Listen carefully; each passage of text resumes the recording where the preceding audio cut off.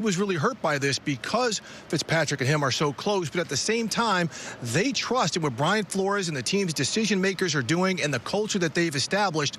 Plus, he said there's tremendous faith in Tua from what he's shown in practice and in meetings before the change and what he's done all of this week leading up to the game. So for more on Tua, let's send it back to Steve Mariucci. All right, that's time for the Lowe's home studio. All right, we're going to start talking about Tua, but we're going to have a pronunciation class here, Irv, okay? Tua Tagavailoa. Tagavailoa. I'm just going to stick with Tua. Let's go to Tua Tagavailoa. Tua is cool. All right, Kurt Warner, I ask you, how will he perform today in his first start?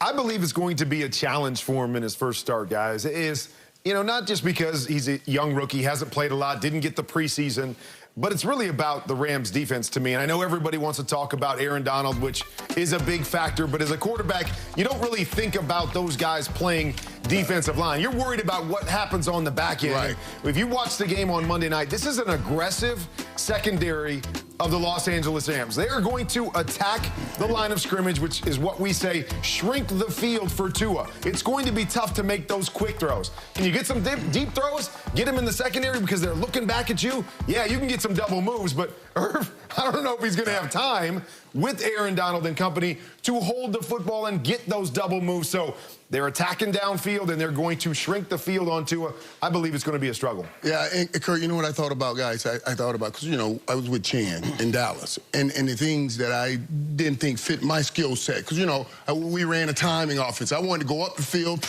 use my big body and time it off. But Chan's offense was about dropping back, short passes, getting the ball out of his hands. And I said, well, maybe that's probably the best thing for him. No doubt. Do some of the Bill Walsh stuff. Yep. I mean, make sure he has some early success, what he did with Joe Montana. Make sure you have some early success. I want to give you some early, easy throws so you get a few completions, feel good about where you are. I think that's what they have to do. That's what they have to do. But it'll be tough to go up the field with Jalen Ramsey and all of those guys, and they're going to come after him. Mm-hmm. They're going to come after him and then play, like Kurt said, back on the back end hard. Chan Gailey's first 15, they've got to be smart with it, okay? Yep. Get him some completions.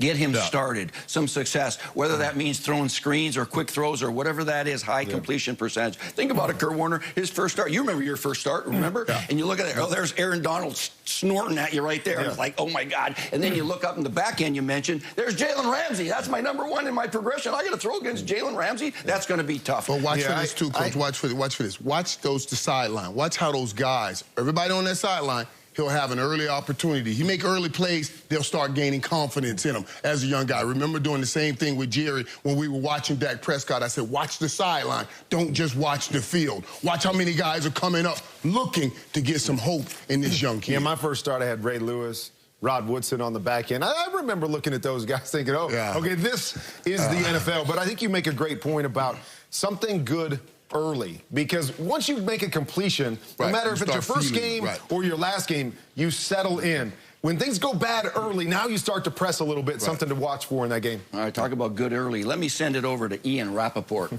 in his library. Well, thanks, Mooch. The New England Patriots will play without Julian Edelman today. He was placed officially on injured reserve yesterday. Here's why. He had knee surgery late this week on a knee that really has been bothering him the entirety of the season. From what I understand, his knee is bone on bone, so he had surgery to clean things out and ease some discomfort. But based on the IR rules this year, he's out at least 3 games. Coach Bill Belichick said he expects Edelman back this season. Talked to several people close to him.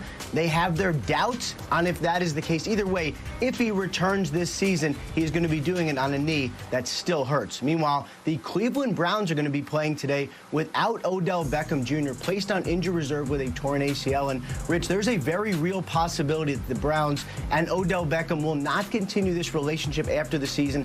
If they do trade him, it would have to be when he's healthy, probably the spring or summer. And some of the reasons why Beckham and Baker Mayfield, the quarterback, have just not quite developed the on-field rapport that is necessary. And plus, as we saw last week, they may be playing better without him.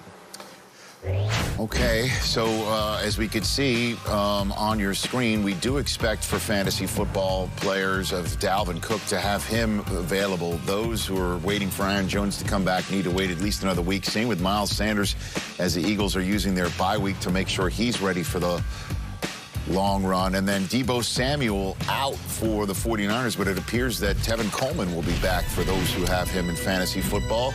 More fantasy news and advice. Let's say hey to Kay Adams, and clearly we're still in the Halloween spirit this morning. So instead of sleepers, who are some of the players you shouldn't be afraid to start? Before we get to that, are we getting some costumes on game day morning, Rich? Yes, they are lurking in our rundown. I think I am even going to be wearing one later on. So that's something to look forward to. Yeah. Oh, they convinced you, huh? I love that. Okay, I'll let the organ dun-dun-dun music take it away. Let's talk nightmare on NFL storyline street, shall we? Le'Veon Bell gets to face the Jets today. I was intrigued by his debut as a Chief, averaging 6.5 yards per carry. To me, there's just no way Andy Reid and Eric Bieniemy aren't going to find him a way to get a touchdown against the Jets. You might as well dress him up as Uma Thurman with a football instead of a shiny sword, because I think he does score today, even though I must say the Jets are a bad matchup. They've allowed just 2 touchdowns to running backs all season long. Still, I am so here for this narrative. Flex Le'Veon Bell today. Let me give you another running back. Don't be scared of the rookie who's coming off back-to-back 12-carry games. Jonathan Taylor is also coming off a bye. He's coming off a game where he averaged 5 yards a pop, 55 receiving yards as well. I trust the Colts run-heavy offense. I trust that they're going to get him more work, and they'll be involved in the pass game if it gets out of hand. The Lions are 3rd most generous to running backs over the last 3 weeks, so no Kenyon, no David Johnson, no James Robinson with buys. Go ahead and play him. Last but not least, Lamar to Marquise Brown. This is a beautiful thing.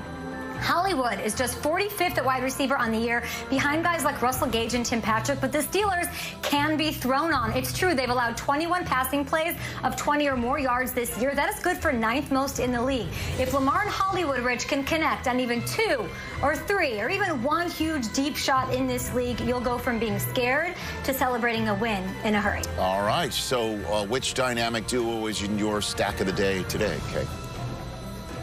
I'm going to give you a couple of guys. I like this game that's going on in Cincinnati. Weather's an issue all across the league today. I'm a little less concerned with what's going on. You've got the Bengals hosting the Titans. I like both sides here. The stack I submit to you is Joe Burrow, who's making connections, really a developing bromance with his guy T. Higgins. A.J. Green, not a bad play. Super, super valuable on all the daily sites. But I would go Burrow and Higgins.